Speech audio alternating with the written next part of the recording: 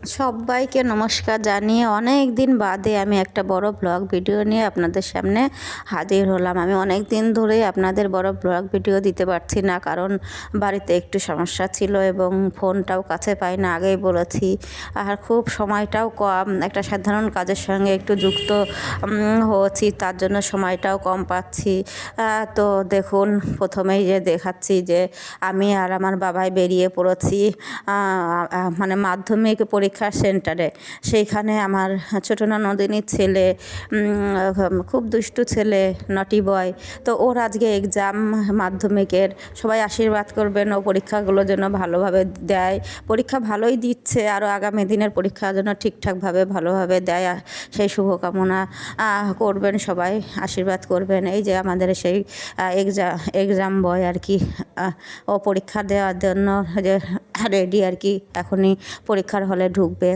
তো ওকে সেইখানে দিয়ে যাওয়ার সময় আর কি প্রচণ্ড পড়েছিল, ভিড় ছিল, গেট পড়েছিল। এই ভিড়ের মধ্যে খুব টাইমটা মানে ভীষণ ছিল, টাইমের মধ্যে যেতে পারবো কি না একটা টেনশানে ছিলাম।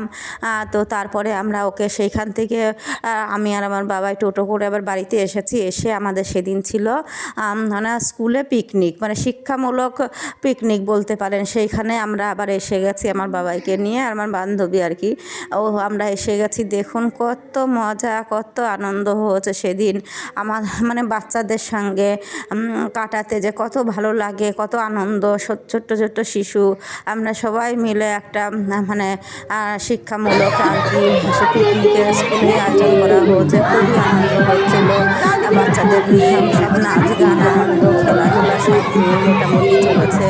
দেখুন, তো আমি একটু সামান্য একটু আর কি অ্যানাউন্সমেন্টের জন্য আমাকে দেওয়া হয়েছিল, আমি তাদের সবাইকে নিয়ে একটা সবাই মিলে আর কি খেলার আয়োজন করা হয়েছিল বাচ্চাদের নিয়ে, তাই আমি সেইখানে অ্যানাউন্সের জন্য মানে কি রেডি ছিলাম। তো আমার বাবাও মাইক বাজাচ্ছিল পাশে আর কি, মিউজিকগুলো, পাসিং বল খেলা হচ্ছিল। তা সেইখানে খুবই বাচ্চারা আনন্দ করছে। দেখুন এখন পাসিং বল খেলা হবে আমাদের, আমরা সবাই একসঙ্গে খেলবো, মজা করবো, আনন্দ করবো।